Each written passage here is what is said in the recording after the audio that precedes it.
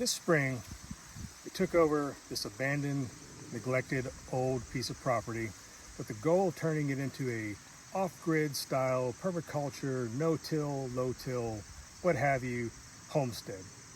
And the first order of business was taking the land and clearing all the brush and the trees and such, and at the same time creating the first of the garden beds. Now behind me is my first attempt at this property of growing popcorn. And as you can see, it is past its prime. I've harvested the ears from it. Okay, now it was not a bumper crop. It was not irrigated. This soil is nasty, hard, red clay. I mean, you can just look at this. This soil is just mountain clay. And we have had a prolonged drought once again. We had a super wet, awesome spring. Got everything off to great growth. Had to cut the grass like nonstop up here. It was awesome. Everything was green, and then it hit once again, just like last year. It hasn't rained for about 6 weeks here, and everything is basically dying out. The pumpkins on the ground here are definitely showing signs of water stress. We do have a couple of fruit that have been set, but they're not growing anymore. They've stopped growing. They've been stunted. Hopefully these pumpkins that have set can actually fulfill the cycle and actually grow to maturity, hopefully. But yeah, I'm very, very pleased. I grew 2 different varieties, the black Dakota black popcorn, also some strawberry popcorn, 2 heirloom popcorn varieties. There's another variety of blue popcorn behind me, and that was it's not ready to harvest yet. Don't have very high hopes because, well, when that time comes to harvest that, I'll explain more. I think the birds kind of got to most of the seedlings, so it's a very patchy germination. But anyways, when starting this project, I had hopes that it would be successful, and I think that it was. And again, I'll show you the harvest here momentarily, but some of the ears were fantastic, some laughable. Yeah, but that's what you're going to get with poor soil that has yet to be worked really. I've been battling weeds nonstop. They're coming back. But as I pull one weed, it's just going to start growing back again, right? It's never going to win the battle of weeds, especially if you're not using pesticides and herbicides and all that stuff, which I'm not going to be using.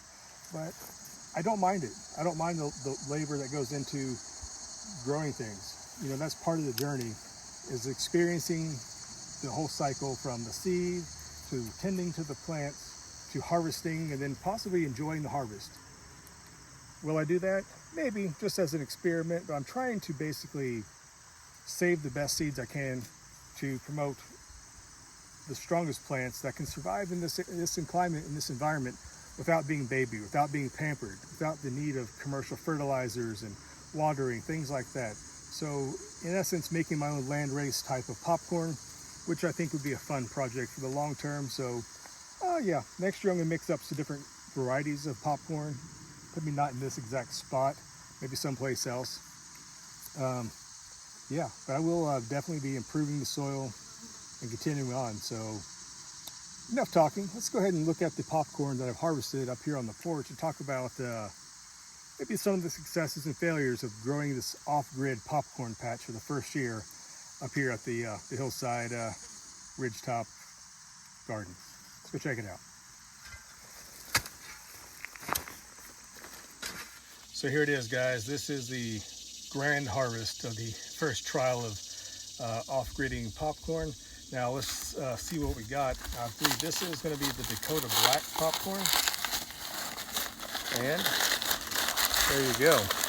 That is very, very dark purple, but yeah, this is the Dakota black. This is not the best of the ears, but it's pretty well filled out. There's a few gaps here and there. But overall, pretty nice. I think this one's the better one. Yeah, there you go. Just one gap right there.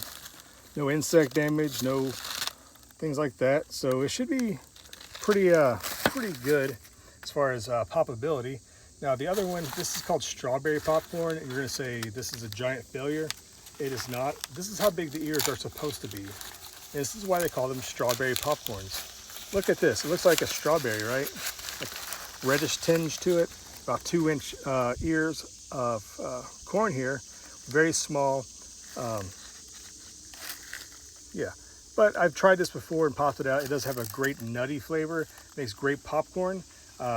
It is kind of tedious to get all the little tiny kernels off of each cob, but it is definitely worth it.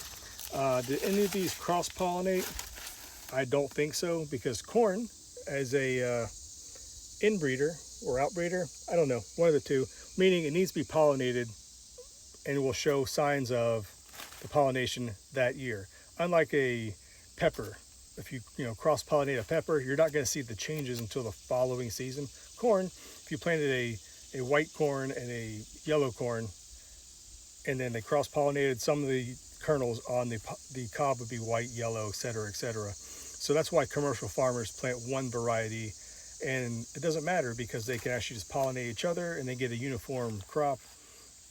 That being said, with saving heirloom popcorn, my goal is to actually mix the genetics up. I want them to cross-pollinate. I want them to try to create a hybrid, if you will, and try to go see what I can come up with. But as far as the overall experiment, I mean, yeah, it's not a great harvest. I'm not gonna, actually, profit from this or have enough seeds to whatever. But yeah, I'm definitely gonna save some of these seeds. They've done very well. I like this little ornamental value, even if you don't want to grow it for the actual kernels of popping.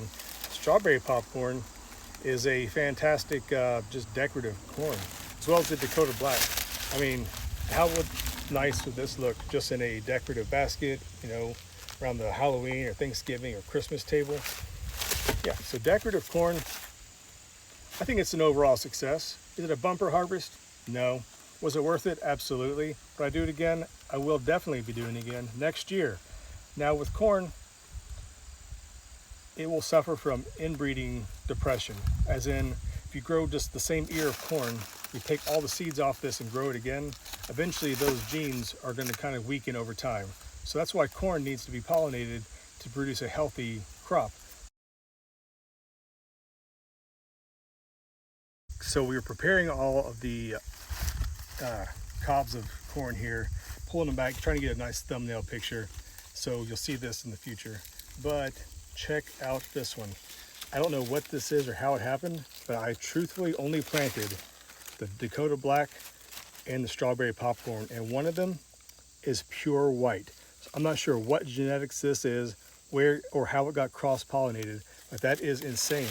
But this is the strawberry popcorn. That's what it's supposed to look like. This is about the perfect example of what it should look like. This is white. Now, it's about the same shape, same size, so that's pretty cool. But check out this Dakota Black. Now this Dakota Black, I'm not sure if this is just a coincidence, but look, it has one white kernel right there as well. And it kind of has a shape of a strawberry popcorn. Again, that could just be a random coincidence how this particular cob grew. No idea. But the Dakota Black should be, standard ear of corn like this. But I don't know. We'll find out. I'm definitely going to save the seeds from this as a trial and see what genetics come out of this this project. Maybe if I grow it again, maybe all the seeds will come out red. Maybe it's like a recessive gene that just somehow came out this year. I don't know. But yeah, definitely, hopefully, this is some kind of weird little trial that might have been successful. Who knows? I don't know where this seed came from. This is the only one that did that. After looking at every single cob here, only one of them has the fully white strawberry popcorn shape, and this Dakota Black, one kernel right there. Like I mentioned, it'll express in the year that it's pollinated. So this particular stalk of corn had to pollinate this particular grain of corn. So this right here, at the very least, is going to be a hybrid of Dakota Black and whatever this is, white strawberry popcorn. I don't know, how cool would that be if I made a variety of white strawberry popcorn? Or more than likely, this has actually been crossed by something else way before my time. Who knows what this is, but you never know. Genetic diversity is pretty cool when you start playing around with making hybrids and heirlooms and things like that. But there you go. Back to what we're actually talking about. Thanks. So that's why when you plant corn in a giant field, there's tons of genetics floating around and it stays very healthy and vibrant. So with this small amount, I'll probably save the best 2 or 3 ears of this batch use those for seed, and then buy in new seed next year to kind of mix and match. And hopefully over time, the genetics build a stronger base of popcorn genetics that is something I can leave up here on the hillside. It can take care of itself. It's not going to need to be pampered or babied. And, you know, if it doesn't work out, then it doesn't work out. But I think it's worth the effort, you know. Is it just as easy to go to the store and buy just a bag of popcorn? Absolutely. You can do that. But something about planting a seed, watching it grow, harvesting it, and then being able to reuse those seeds or popping this in the on the stove in the fall, there's just something very satisfying about that you don't get as a disconnected consumer just going to the store and buying just some popcorn seeds. You don't get that. So I think the mindfulness of actually planting a seed, watching it grow, tending to the crops, pulling the weeds, make the process all that much sweeter when you do finally get your own little nice little ear of corn that you can share with your families or something like that. But here we go. This one has an example. Some of these are not actual total successes.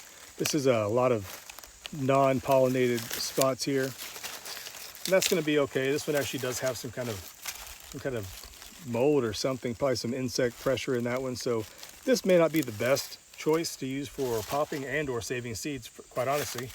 You want the ones with the best genetics. And here's a nice full ear of strawberry popcorn.